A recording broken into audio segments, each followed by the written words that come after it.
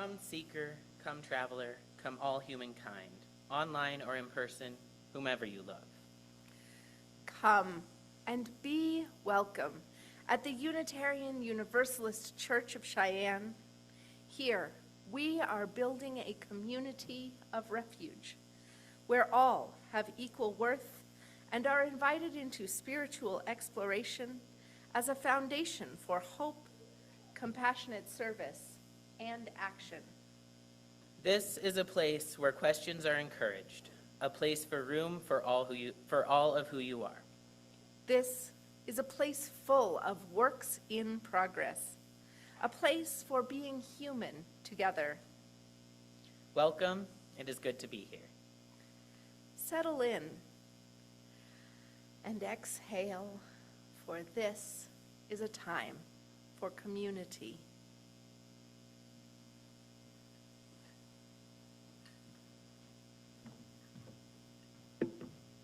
Good morning. I'm Emily Smith. I'm the president of the board here at UUCC, and I'm here to welcome you to our church, where we are on a shared journey to find meaning, connection, and community together.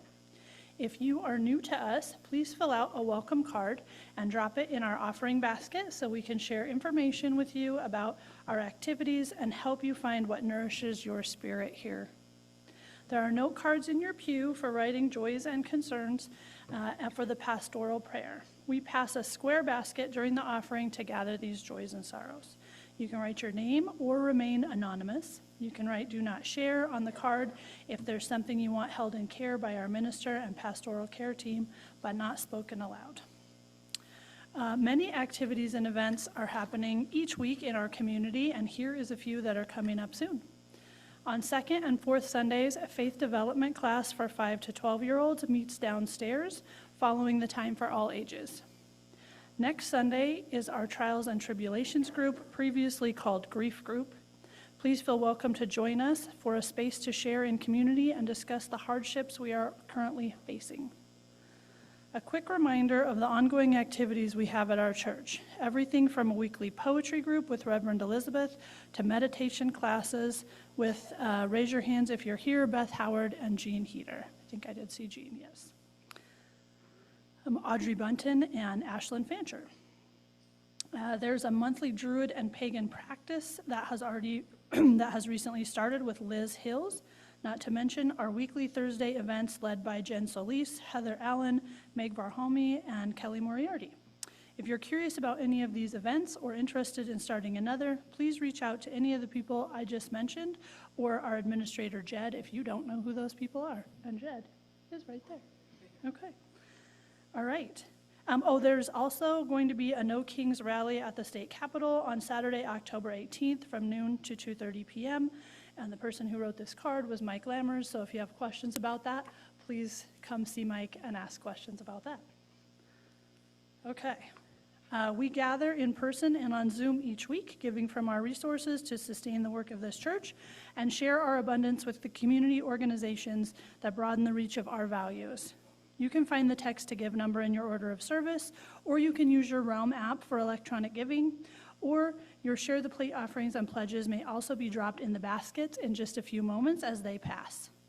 Our Share the Plate partner for the month of October is Black Dog Animal Rescue. I don't know that they are here today, so I'm going to tell you a little bit more about BDAR, because I don't see anybody from BDAR here. If you are from BDAR, please, now is your chance. Don't see them. Okay, so I'm going to continue. So I want to talk a little bit about the services that BDAR offers that aren't traditional rescue services, so like adoption and foster homes. They offer low-cost microchips. Microchips are the best option to be reunited with your lost pet.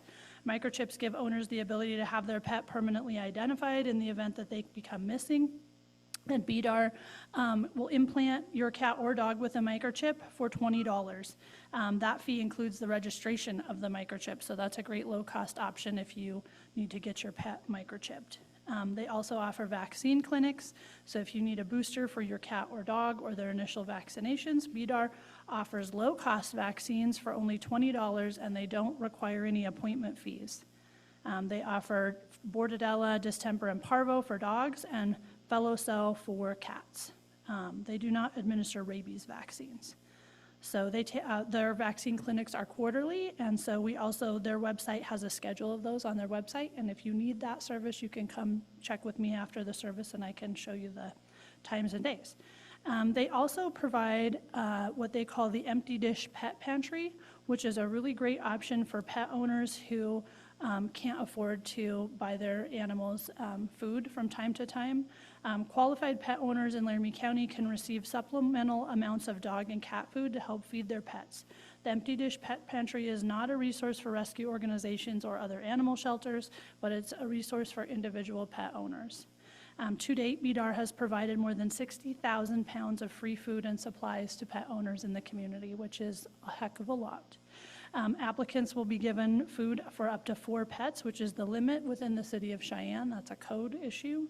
The amount of food you're given is based on the size of your pet, and the maximum amount of food that they can give out at any distribution is 80 pounds. There's also a list of all the dates of those pet food pantries on their website, but again, if that's something you need or you'd like to pass along to other people, I'd be happy to show you where that is or send you a link of where all those dates are.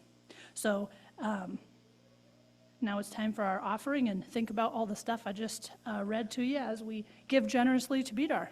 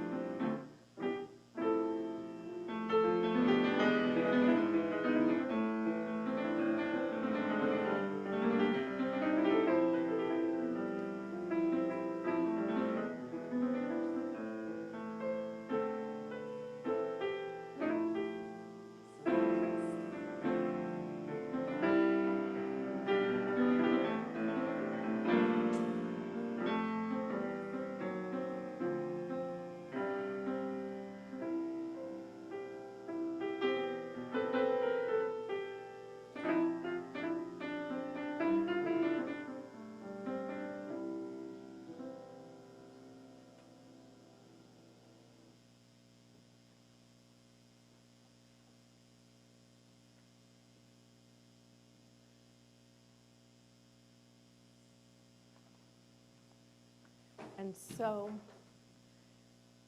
it is this morning that we receive the morning offering for the work of this church and for the wider community. Thank you for your generosity.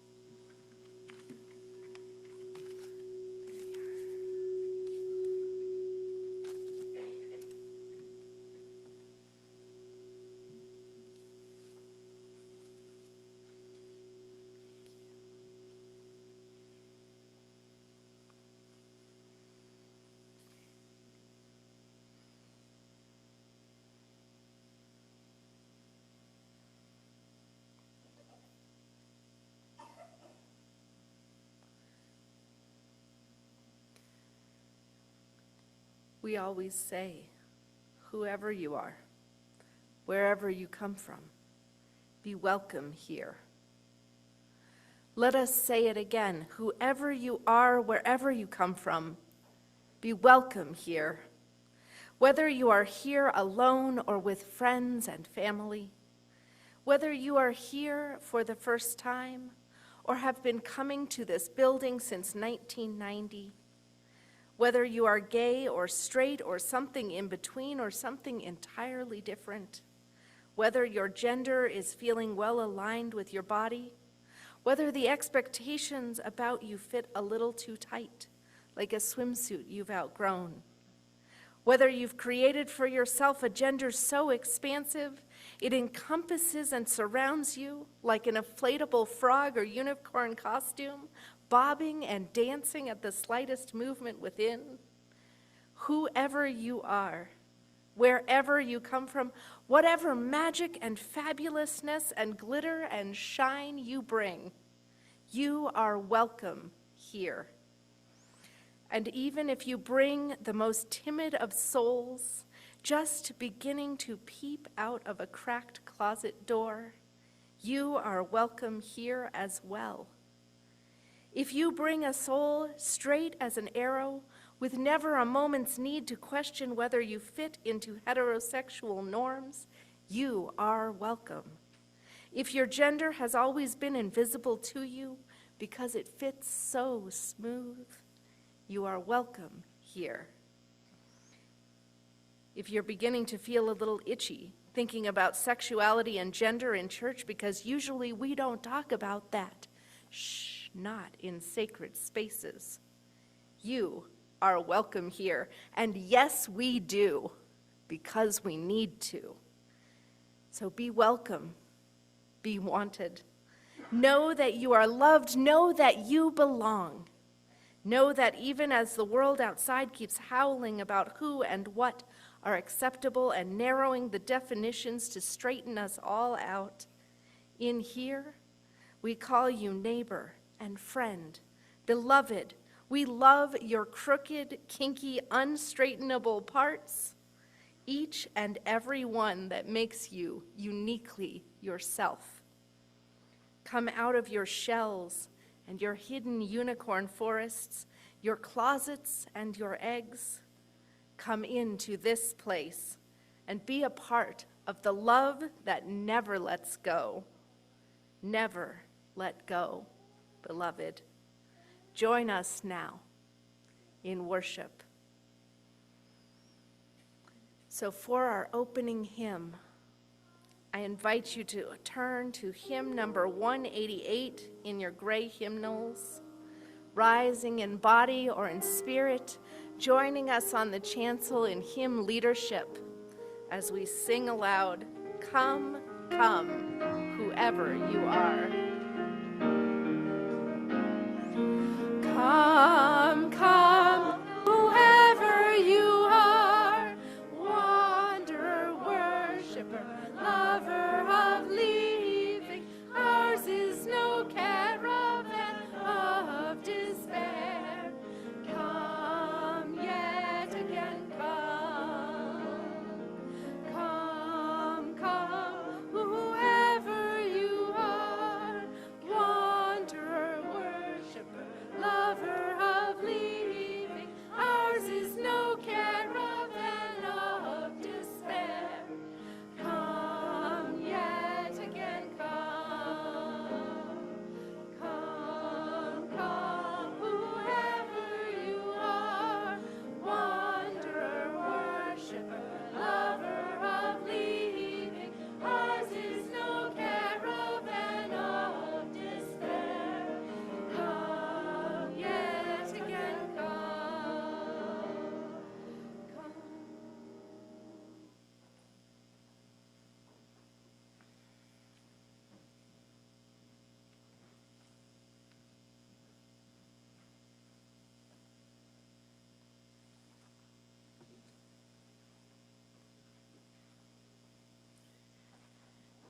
As we light our chalice, I'd like to tell you a story about some kazoos of community, if you've noticed our kazoos down here.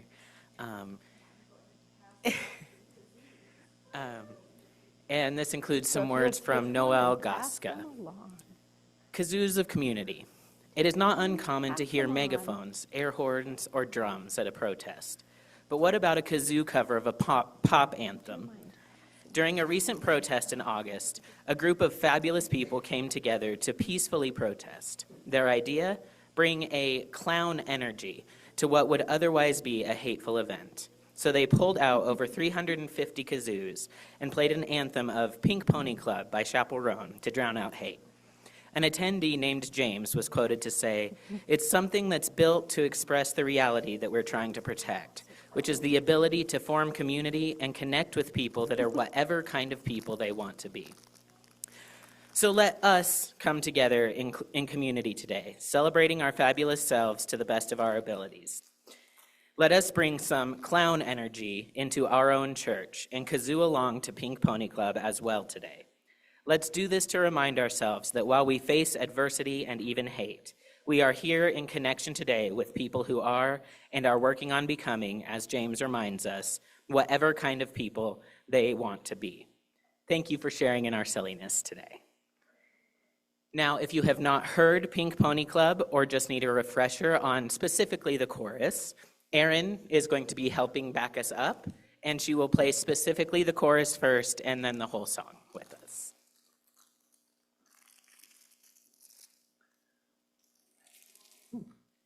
Feel free to kazoo along as soon as you feel ready. Okay.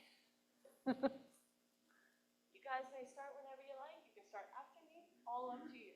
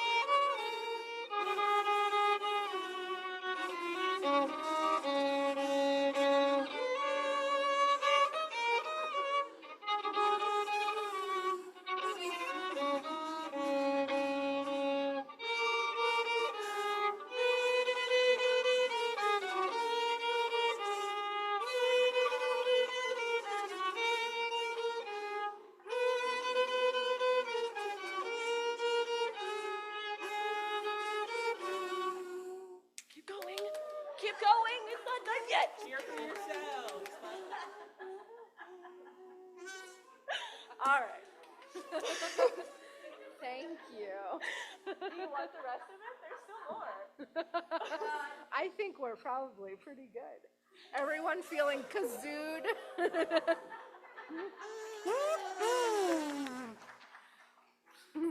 Thank you ever so much.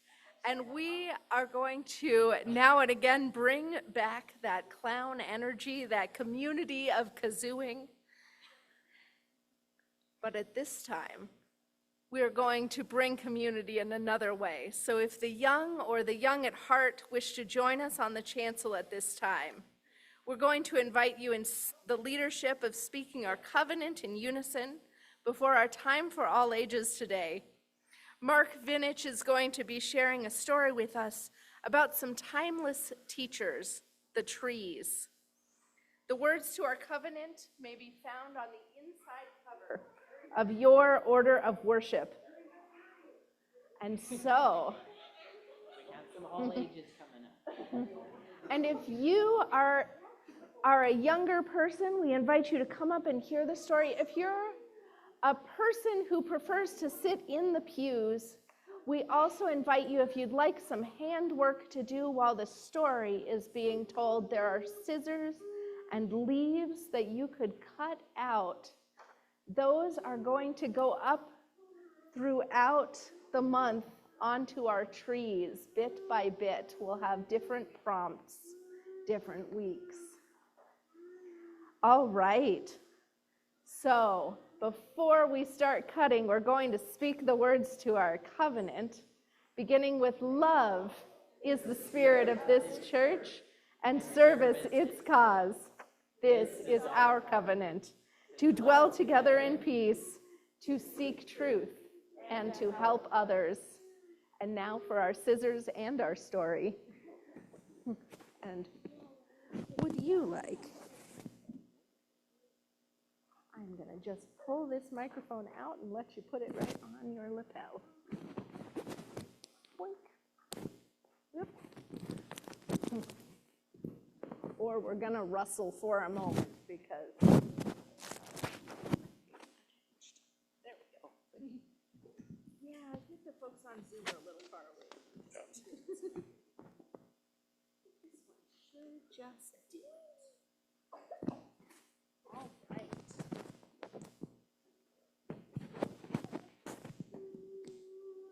And someone must have told our folks what our theme was today, because I'm seeing some beautiful rainbow outfits on both sides. Just stylish. There. Can you hear me? Okay, well, this story is called The First Forest by John Guile, and it's one of my most favorite books. I've used it in my own classroom for years and years, and I think it has a lot to say about people, about trees, and about life in general.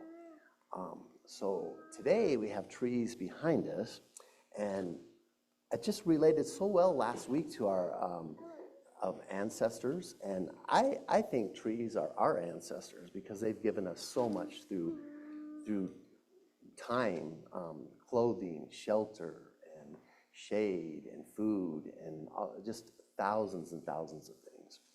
But we read this a couple weeks ago, and I think you guys really enjoyed it. So I thought we would kind of share it with the other people out in the congregation.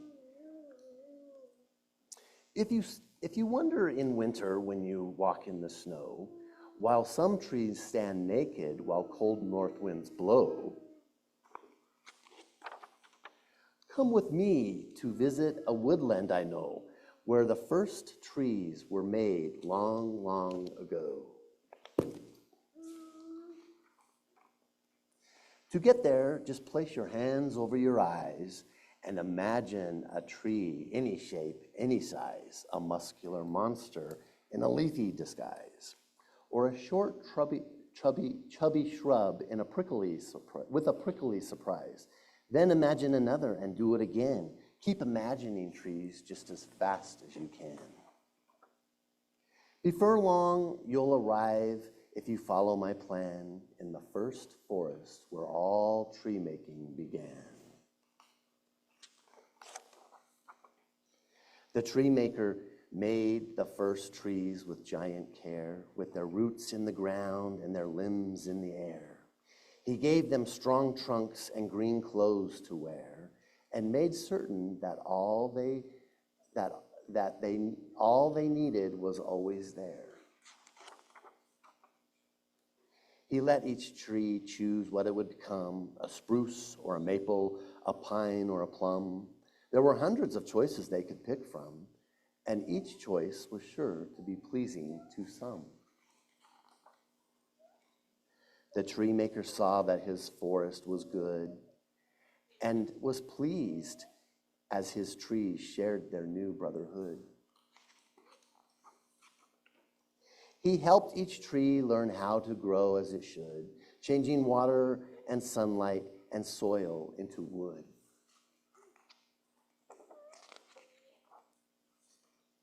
Each day, the forest was happy and peaceful, and each day, each tree grew more stately and graceful.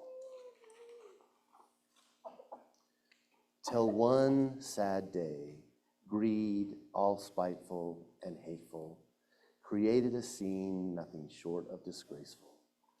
If the sun makes me grow, one tree heard, some heard one tree say, I'll be the biggest and best if I catch every ray. So he stretched out his limbs and shoved others away, and the peace of the forest was ended that day.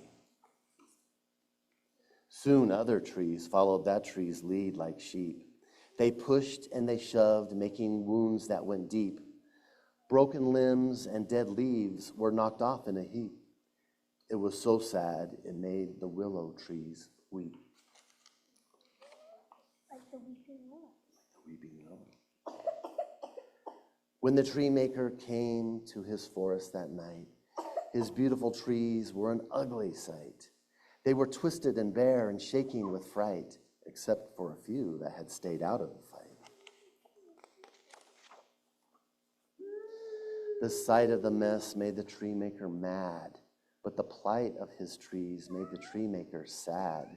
His heart broken too, he felt so bad when he thought of the beauty his trees once had.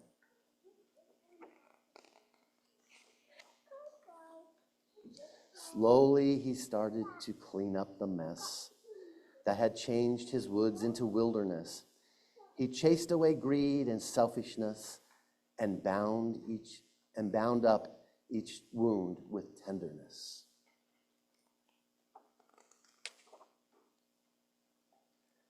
Then the tree maker did what was hardest of all.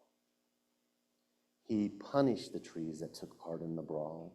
He ruled that the selfish ones, big and small, would lose every leaf from their limbs every fall. He rewarded the trees that stayed calm and serene, while others were being selfish and mean, with the promise that they would remain evergreen through summer and winter and seasons between. So that's why when in the winter you walk in the snow, some trees stand stark naked, while cold north winds blow.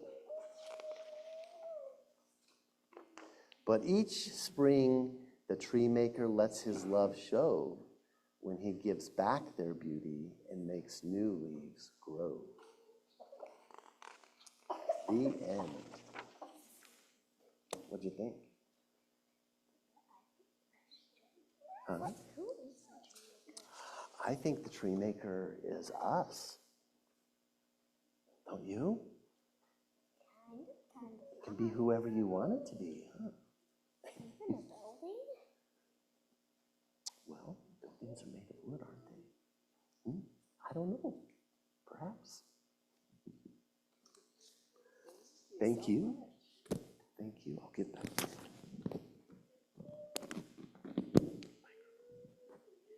Thank you ever so much. And as we know, trees and the ways their leaves grow and fall can be a wonderful metaphor for our own lives.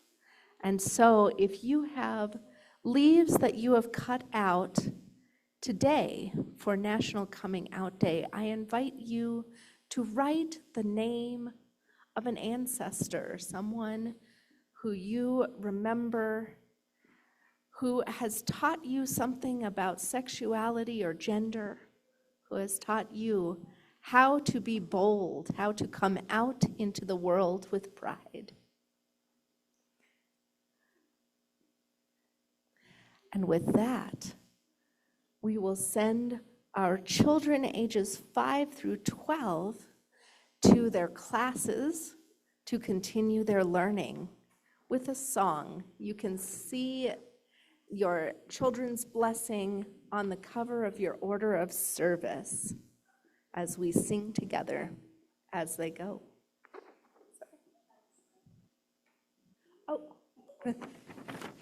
And Audrey is reminding me that we usually send a chalice light with our children, and I should do that. Thank you, Audrey. And thank you for carrying the flame with our children for their own learning. Children, remember as you go the lessons we have learned together, to seek the light of truth, caring, always returning to the warmth of this community.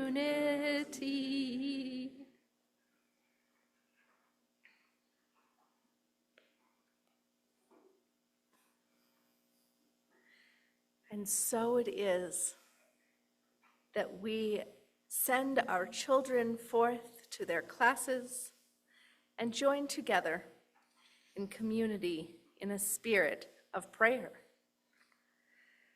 If you'll join with me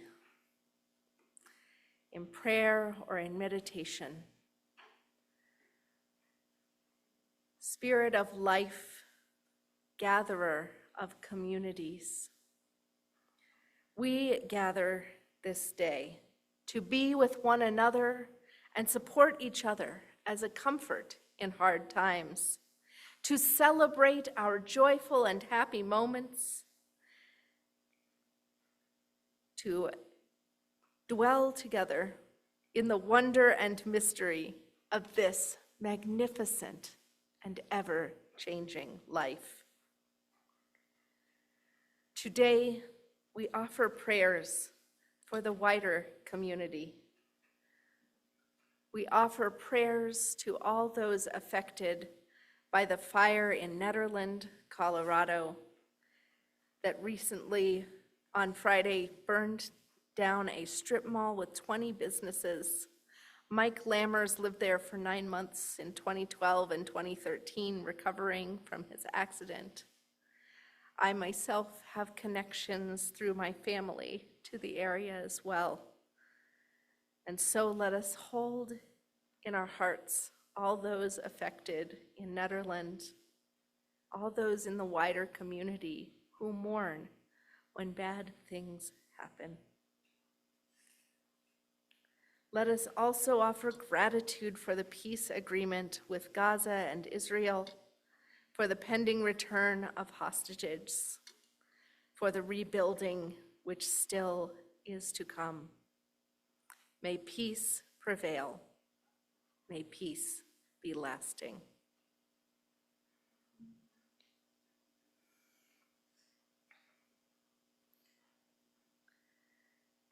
For all government workers, as well as for Meg's husband, who is a government worker, Meg and her family could use some prayers to make it through, and all who are affected by this government shutdown could use our good thoughts, our prayers, our donations to food banks and other forms of support. For many are waiting on paychecks that may not come for some time.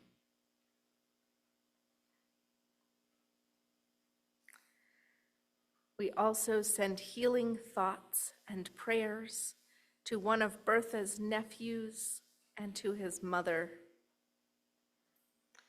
And we join in grieving and celebrating the passing of Oak Sky, who is a former member of UUCC, who recently passed beyond to whatever comes next. Let us take a moment in memory and in gratitude for the ways that Oak Sky touched this community.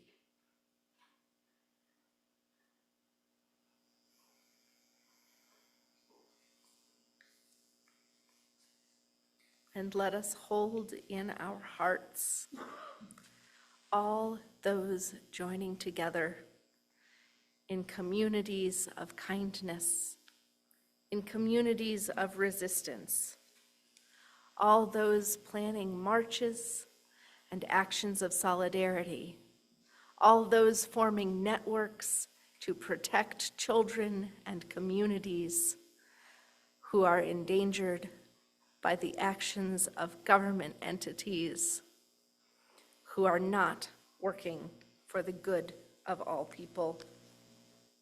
Let us remember that so many Holy Scriptures have been devoted to reminding us that yes, the foreigner, the immigrant, the person who does not look like us, they too are a part of us, of all humanity, and are to be treated with deep kindness. And in this time of the year, when fall brings the leaves down and the cold rushes in, let us hold extra warmth in our hearts for all those who are in need of us, and for ourselves who are in need of one another in this interdependent and ever-woven web. May we give thanks for this ever-changing earth and hold room in our hearts for joys as yet unshared and sorrows too tender to be spoken aloud. In this space, let us find peace and comfort and community which enfolds us. Amen, and blessed be.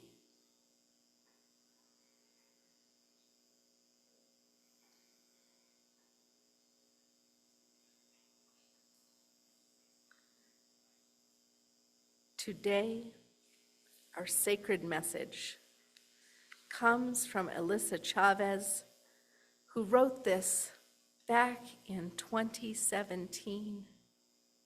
And yet, it is a powerful cry of resistance that goes on and on. She writes, "Since you mention it, I think I will start that race war. I could have swung either way, but now I'm definitely spending the next 4 years converting your daughters to lesbianism. I'm gonna eat all your guns, swallow them lock, stock, and barrel, and spit bullet casings onto the dinner table. I'll give birth to an army of mixed-race babies with fathers from every continent and genders to outnumber the stars. My legion of multiracial babies will be intersectional AF. Your swastikas will not be enough to save you, because real talk, you didn't stop the future from coming. You just delayed our coronation. We still have the same deviant haircuts we had yesterday. We're still getting gay married like it's nobody's business, because it's nobody's business. There's a Muslim kid in Kansas who's already writing the schematic for the robot that will steal your job in manufacturing, and that robot will also be gay. So get used to it. We didn't manifest the mountain by speaking its name. The buildings here are not on your side just because you make them your spray-painted accomplices. These walls do not have genders, and they all think you suck. Even the earth found common cause with us the way you trample us both. Oh yeah, there will be signs and rainbow-colored drum circles and folks arguing ideology until even I want to punch them. But I won't, because they're my family. In that blood of the covenant sense, if you've never loved someone like that, you cannot outwaltz us. We have all the good dancers anyway. I'll confess, I don't know if I'm alive right now. I haven't heard my heart beat in days. I keep holding my breath for the moment the plane goes down, and I have to save enough oxygen to get my friends through. But I finally found the argument against suicide, and it's us. We're the effigies that haunt America's nights harder the longer they spend burning us. We are scaring the heck out of people by spreading, by refusing to die. What are we but a fire? We know everything we do is so the kids after us will be able to follow something towards safety. What can I call us but lighthouse? Of course I'm terrified. Of course I'm a shroud. And of course it's not fair. But rest assured, anxious America, you brought your fists to a glitter fight. This is a taco truck rally and all you have is coleslaw. You cannot deport our minds. We won't hold funerals for our potential. We have always been what makes America great.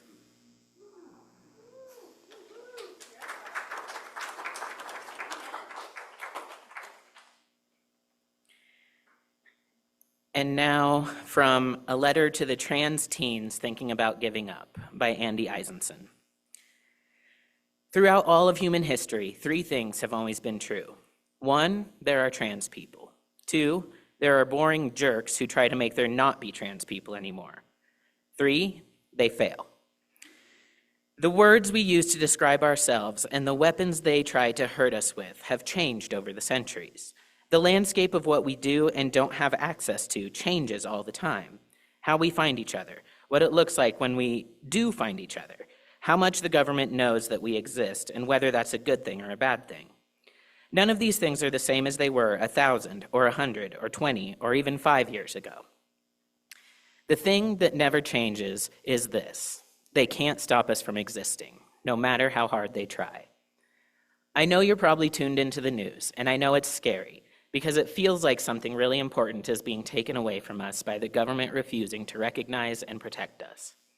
I know that many of the organizations that are supposed to be supporting you are talking a lot about whether you want to be alive, even using it as an argument for why people should give them money instead of sitting down with you and saying, "Hey, I love you and I'm here for you."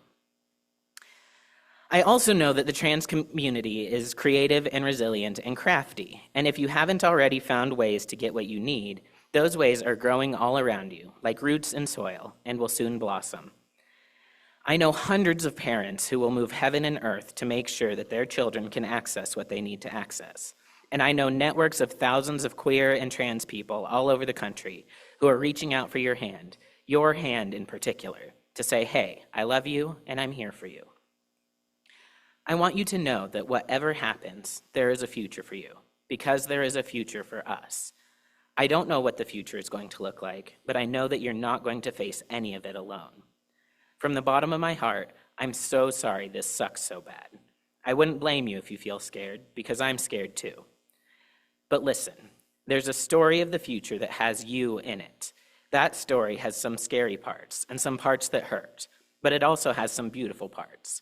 There's a future you who is surrounded by meaning and connection and beauty, and who has people around them that will catch them when they stumble and hug them when they get up.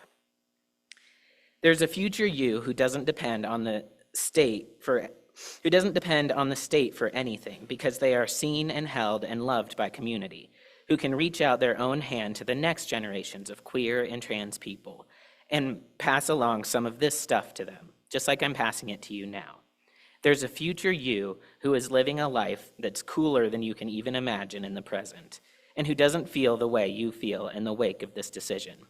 And I am determined to meet that person and high-five them.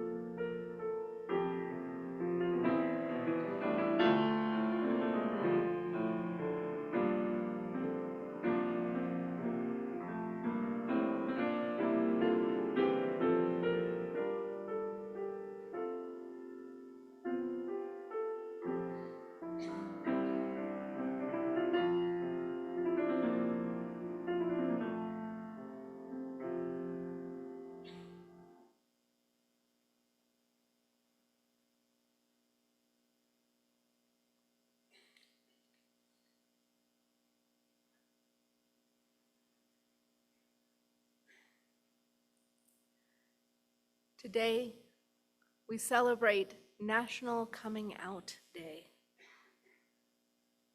Right now, it can feel scary to come out. Some people are considering maybe not, just closing that closet door for a few more years. So today, I'm asking for something different. Not for those who are most marginalized, who are most vulnerable, who are most confused or young or questioning to come out, but for the rest of us. Those who are ready, those who have never had to think too much about their gender or their sexuality, to come out, to show up, to be the people who are needed to say, I love you, and I'm here for you. I'm asking all the rest of us to come out this year. That clown energy, we need you to come out with that. The silliness, the fun, the joy that is so missing right now from the narratives we see. Let me tell you a couple stories. Because that clown energy we mentioned in the chalice lighting, it's powerful. It was the energy that showed up in Tennessee when, as Shane Claiborne, a Christian activist, tells it, well, it all happened May 26th, 2007. Word had begun to spread that a group of white supremacists, including members of the KKK, were converging in Knoxville, Tennessee for a rally in a park downtown. It was on the news and in the papers. Many locals were pretty upset by the public display of racism and hatred, even though many of the folks connected to the hate group were coming from other states. They had obtained a permit to gather and publicly proclaim a hate-filled message of white power. But they had no idea what was coming, for a group of locals decided neither to cower away in fear nor to fight fire with fire. Instead, they decided to meet hatred with humor. They organized a counter-protest, but not your typical counter-protest. They showed up with an army of clowns. With stilts and unicycles and red noses, they far outnumbered the white supremacists, and in fact, they stole the show. The clowns seemed to have missed the message of white power. They began yelling, "White flour! White flour!" pulling out bags of flour and throwing it all over each other, creating a hysterical cloud of dust. Needless to say, the spectacle quickly hijacked the attention from media and bystanders. It may have even distracted some of the haters themselves. They were hard to ignore. Moments later, the Nazis tried again, KKK and such, with white power chants. White flowers, they said, and tossed bouquets, daisies, white roses, carnations into the air. Trying again, oh, wife power, and clowns in wedding dresses showed up in the crowd, dancing, spinning husband clowns in the air. Again and again. Tight shower? The clowns gathered and water sprayed. And so, trying time after time, the folks attempting to gather white power, to find solidarity in hatred, found that instead they were humorous. What was happening was simply not going to be a gathering of hate versus hate, but of hilarity. We saw this week that same spirit showing up in Portland. As one tweet said, in Chicago, they said, "We will fight you." In LA, they said, we will fight you. In Portland, they said, we will subject you to weeks of improv theater. And so frogs, unicorns, raccoons showed up. People with ukuleles and bagpipers on unicycles in front of the buildings where ICE are trying to spread fear and disappear our neighbors. Not a war, but a dance battle. It's hard to say you're at war when there's a bobbing raccoon doing the cha-cha slide in front of your building. Expressions of joy in the face of those who would spread fear and hate, because refusing to conform to their narrative of where the fight should be is the quintessential way to respond to those who would sow hate and fear and claim that they are only reacting to the aggression. From Stonewall to solidarity in the here and now, people are coming out in the streets. So instead of coming out for those who are gay, queer, bisexual, trans, non-binary, agender, asexual, and so on, let us all come out. Come out and say what you believe. Come out and tell our legislators and the people who you are in conversation with that love needs to be at the center of our laws and our practice as a society. Come out and show solidarity with the vulnerable, from immigrants to intersex people, to librarians and the books themselves that are being stolen from our shelves, just as children are being stolen from their families by this administration. Come out right now, because it's all of a piece. So come out and say I love you to trans people in your lives, because they are struggling, probably with the news on a daily basis, maybe on an hourly basis.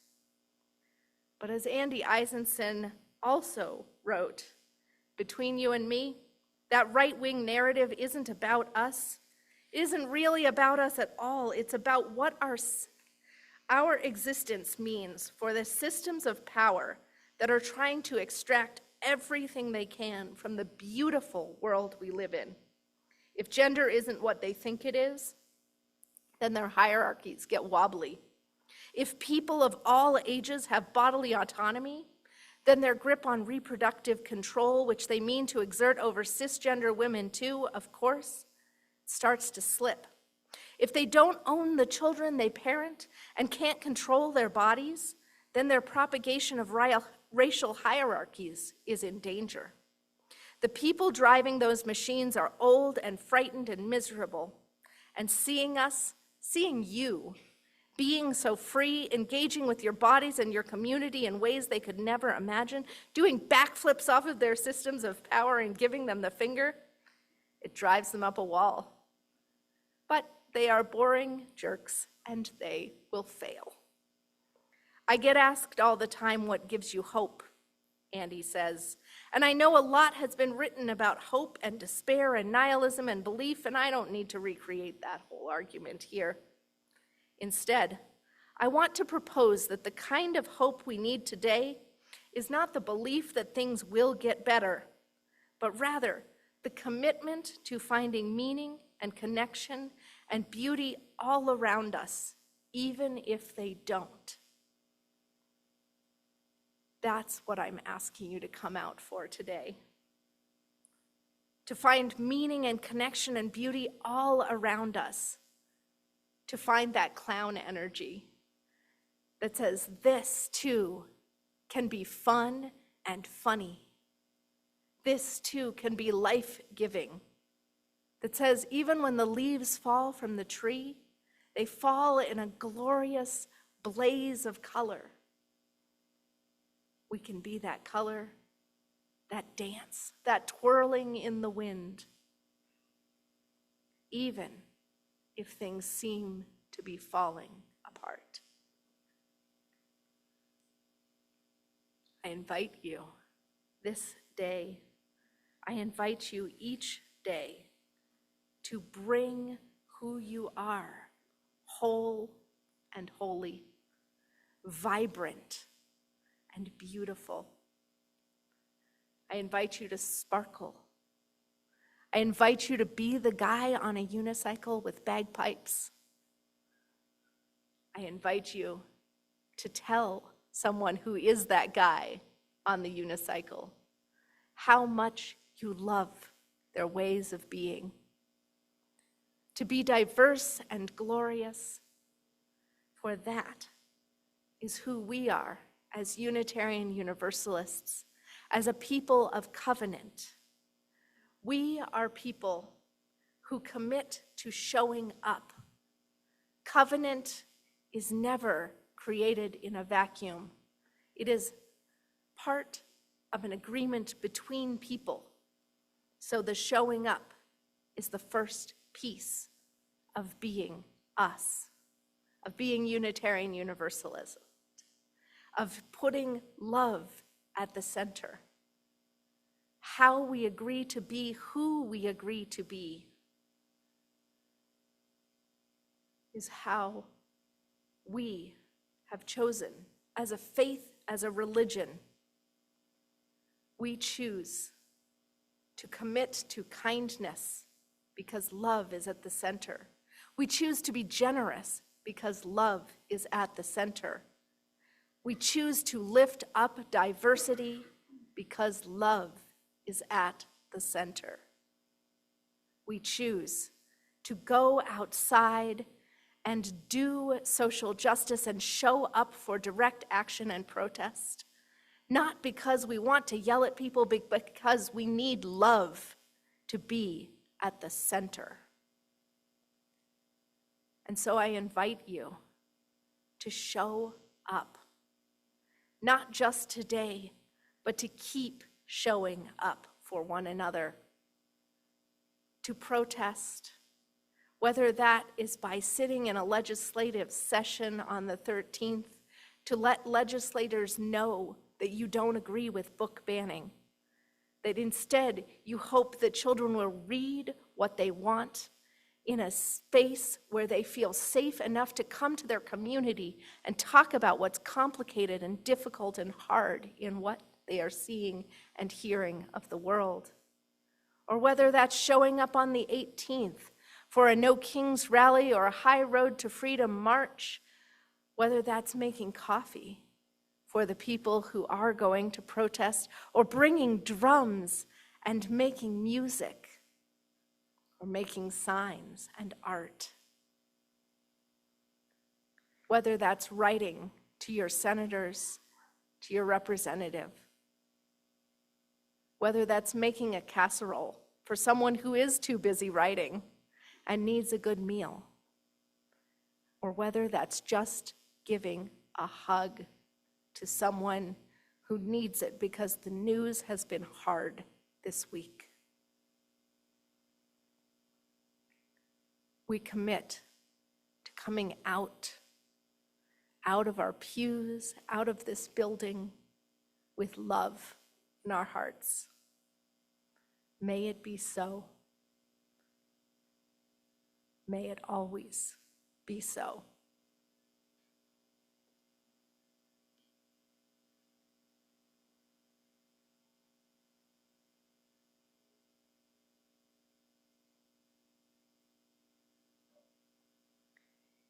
If you have created, if you've cut out a leaf that has someone who is an ancestor who's inspired you to bring love to the center, who's part of your understanding of your sexuality or your gender, I invite you to feel welcome to bring those up and start populating our trees with beauty at the end of this service.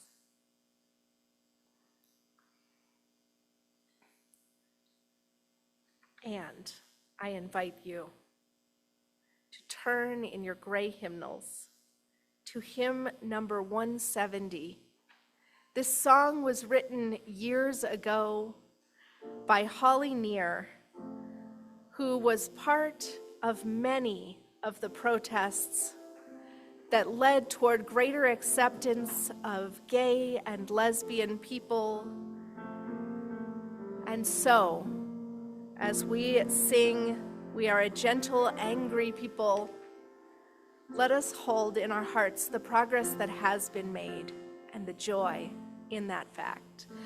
We are a gentle, angry people, and we are singing for our lives. We are a gentle, angry people, and we are singing for our lives. Justice seeking. We are a justice seeking people, and we are singing for our lives. We are a justice seeking people, and we are singing for our lives. Young and old, we are young and old together, and we are singing for our lives. We are young and old together, and we are singing for our lives, a land of many colors. We are a land of many colors,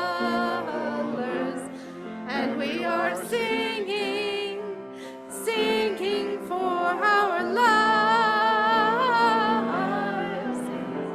We are a land of many colors, and we are singing for our lives. Gentle and angry again.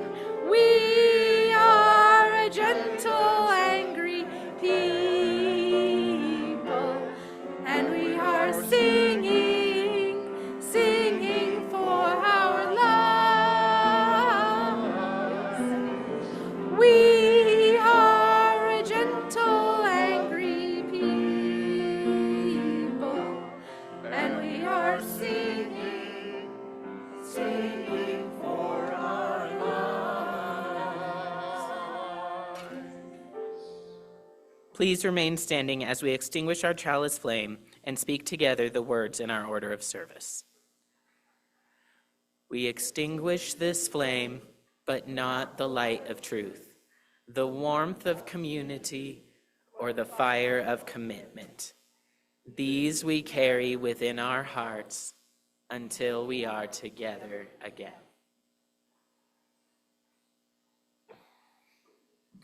And so, as we go forth, let us center in love. For when we center in love, we must show up for one another. To fail to turn up for the ones we love would be unthinkable. So with casseroles or cookies, with signs and safe passage, we must show up for one another every day with a simple, "Hey, I love you, and I'm here for you." Let us reaffirm that love can make a better world and that we will forever keep assisting in that sacred, eternal mission with the work of our hands and of our hearts. Blessed be. Amen.